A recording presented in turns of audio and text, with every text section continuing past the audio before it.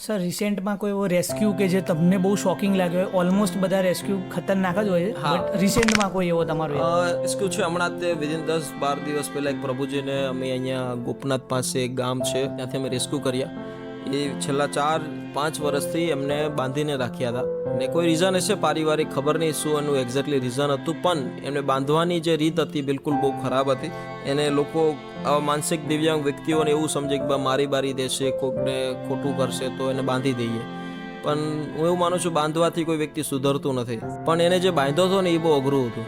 એને કોઈ હાથે બાંધે, કોઈ પગે બાંધે, આ વ્યક્તિના પેટ ઉપર બાંધેલો કે એ વ્યક્તિ ના સૂઈ શકે, ના વ્યવસ્થિત રીતે બેસી શકે, ના સારી રીતે ખાઈ શકે.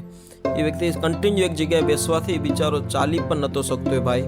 અને જ્યારે એ વ્યવસ્થાથી એને બહાર નીકાળ્યા, એને લાવ્યા, અને પછી અહીંયા તો એ વ્યક્તિ જમવાનું પણ મતલબમાં એ ભૂલી ગયો હતો, કેમ કે એની ઓજરી જેટલી બધી સંકોચાઈ ગઈ હતી કે એમને પાણી પણ ના ઉતરે, ખાવાનું પણ ના ઉતરે.